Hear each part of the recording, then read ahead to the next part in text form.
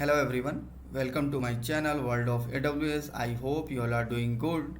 So we are going to start new tutorial on GitLab CI/CD and we are going to cover everything that you should know about GitLab and CI/CD from scratch to advanced. Okay, so we are going to see all the things that you should know, okay, about GitLab and CI/CD. So if you are new to GitLab and CI/CD, then don't worry. So before going ahead and discuss about GitLab, let's discuss what is CI/CD first. Okay. So CI stand for continuous integration and CD stand for continuous delivery. Okay. So continuous integration CI refer to the practice of automatically and frequently integrating code changes into a shared code repository.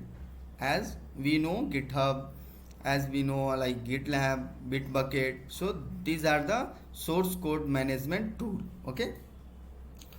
So and CD process that refer to the integration, testing and delivery of code changes. Continuous delivery stop sort of automatic production deployment. Okay, while continuous deployment automatically release the update into the production environment. Okay, so let's understand what is the issue before CI/CD came into the market and the picture. Okay, so let me draw here.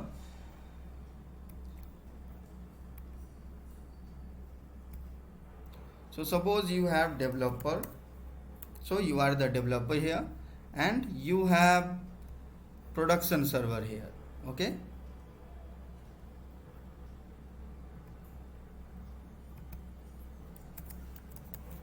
so there is no CI/CD tool available, as we are going to see for right now to understand what problem does CI/CD solve.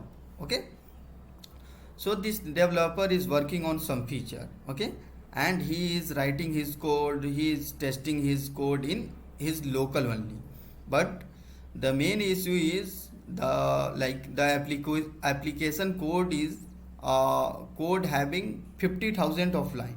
Okay, so he just written his code, tested his code on his local, everything was working fine. Okay, then what he did, developer one, he just copied whatever code he have written to develop that specific feature.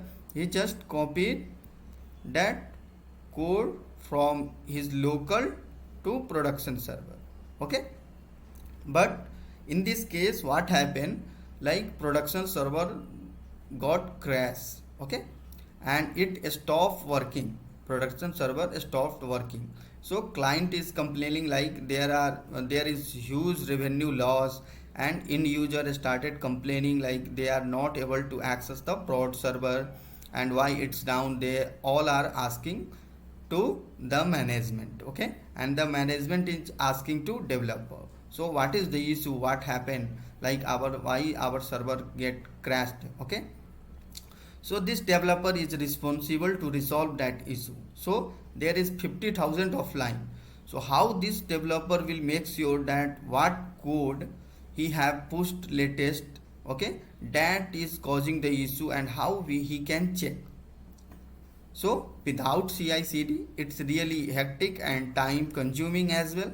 Okay, so he will check all the line, 50,000 of line. It will take a lot of time, and it will this developer one will get frustrated as well. Okay, so to reduce these things and make these things clear and easy and less time consuming, we are using CI/CD. Okay, so when this developer one will start using CI/CD, okay, then what will happen, let me,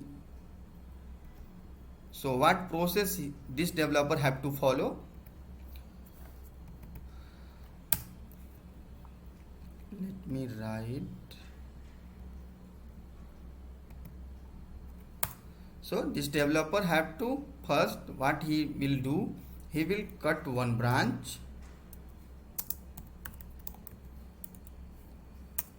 he will cut branch from master, and the branch name will be feature or release or something like that. Okay, then what it will do, it will start writing his code on this branch feature release. Okay, then after that, once developer one is done with writing his code, he will commit his code. Okay, then one he will raise one PR. Okay, then reviewer will review that code. There is no any conflict or anything wrong with the code, reviewer will review. Okay, this developer one will assign some reviewer here. Okay, then after that, what will happen, this reviewer will approve the review request, this code will get merged, okay, into the master branch. Okay, and then what will happen, then build will get triggered automatically. Okay, so we have to use tool like npm gradle or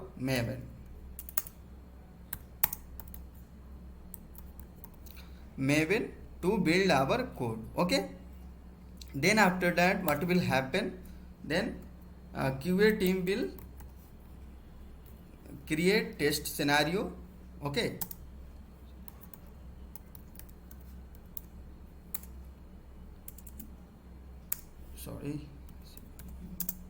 QA team will create test scenario.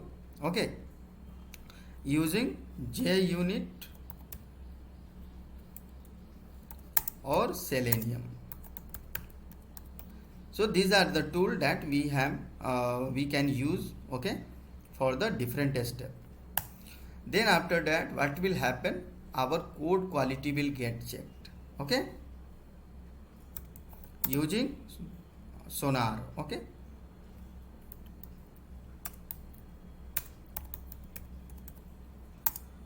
check SonarQube. Okay, then code quality check will happen using SonarQube. Okay, then after that, what will happen,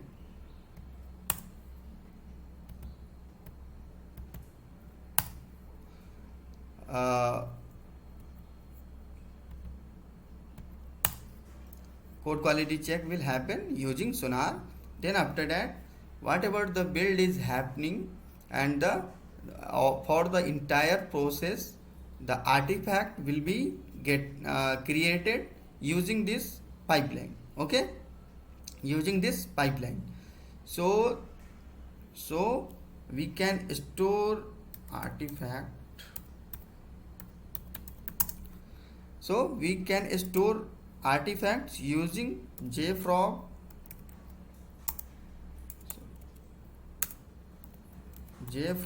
or Nexus. So these are the tool that we have to use. Okay, so we can use this tool. Then this all the step is belong to CI. Okay, this all the step belong to CI. So when it came to like CD, we have to use Helm or Ansible. Helm or Ansible for continuous deployment. Okay, so these things will happen, like this developer will cut one branch from master, and then he will commit his code after once he is done with writing his code, then one PR will get created. This developer will create one PR, then he will assign some reviewer from his team, and reviewer will review the code, then he will approve, then merge will happen into the master, then will get triggered automatically, and we can use the tool like npm gradle or Maven. So then after that, test scenario will get created using JUnit or Selenium. So for this step, QA team is responsible. Okay, so code quality check will happen using Sonar, and artifact will get stored in JFrog or Nexus. And for CD we can use Helm and Ansible. Okay, so this entire process, okay, this entire process, first cutting the branch, then committing the code, creating PR, review, merge and build, test, code quality check and artifact and Helm and Ansible, all the things, all the step is known as pipeline. Okay, so this is the CI, and this step is CI, and this step is CD. Okay, so this way this developer can eliminate the issues, whatever issues, if any issues in his code, then build will not happen. And then after that a DevOps engineer have to tell this developer one that your code is not working properly, please check. Okay, if any stage is failing, then this developer have to check it again, then he have to push that code again and reviewer will review, then it will get merged to master branch. Okay, then after that, once the all stages are successfully passed, then only this code will get deployed to production environment. Okay, so this way we can reduce the workload on developer one, and we can work on continuous enhancement for our application feature. Okay, so this is the part of continuous integration and continuous deployment. Okay, so you can note down. So let's go back to the documentation. I hope you understand what is CI/CD and the all the pipeline steps. Okay, so why we need CI/CD? So as we have seen already, I have explained. So let me walk you through this definition. So a continuous integration and the continuous deployment CI/CD pipeline is series of steps that must be performed in order to deliver a new version of software. Okay, so what was happening here, suppose he is working on some login feature. Okay, then after that, once the login feature is done, then he will work on UI feature and he will enhance the application features in this way. Okay, in sequence manner. Okay, so this is all about CI/CD and the GitLab. Okay, so GitLab is source code management tool.